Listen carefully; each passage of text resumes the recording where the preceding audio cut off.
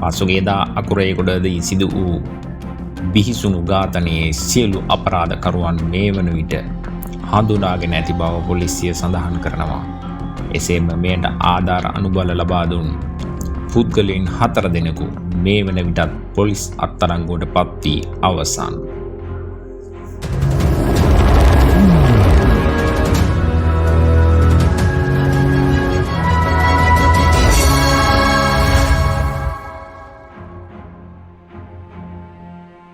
අකුරේගොඩ ත්‍රිවිධ හමුදා මූලස්ථානයේ ආසන්නයේ සිදු වූ බිහිසුණු පාතාල ඝාතනයේ සිදු වී දැනට දින 4ක්.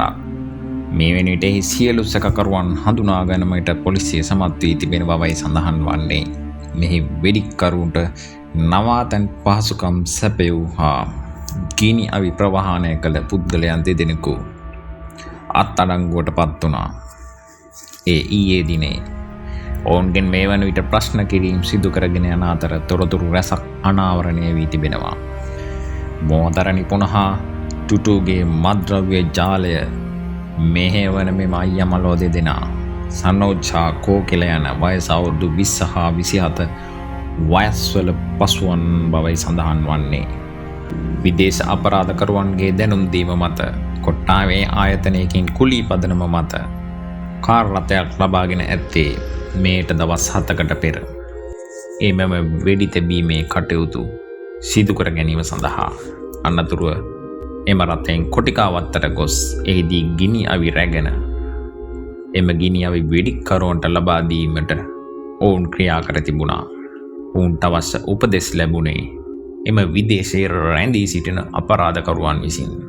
ඉන් අනතුරුව අදාළ සුපිරි වෙළඳසැල් අසලට ගිය මෙම පුද්ගලයන් 2 දෙනා වෙඩික්කරුවන්ට අදාළ ගිනි අවි ලබා දී තිබුණා.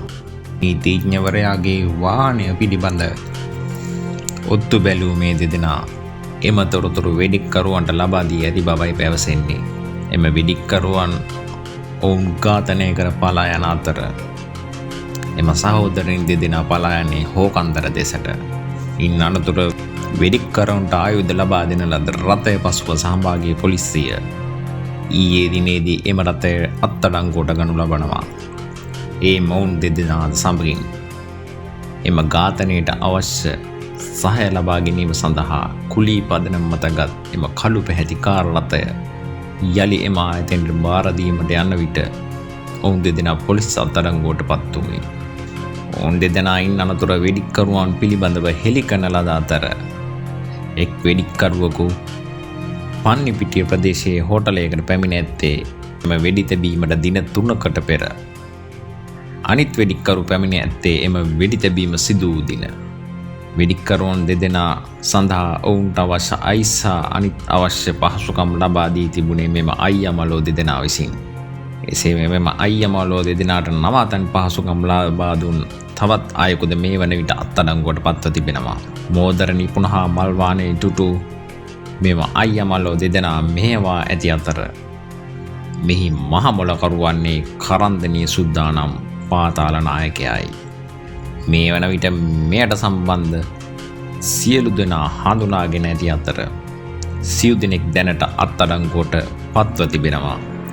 සෙසු අය අත්අඩංගුවට ගැනීම සඳහා මේ වන විටත් පොලිස් කණ්ඩායම 10ක් යොදවා මෙහෙයවීම් කටයුතු සිදු කරගෙන යනු ලබන බවයි පොලිසිය සඳහන් කරන්නේ.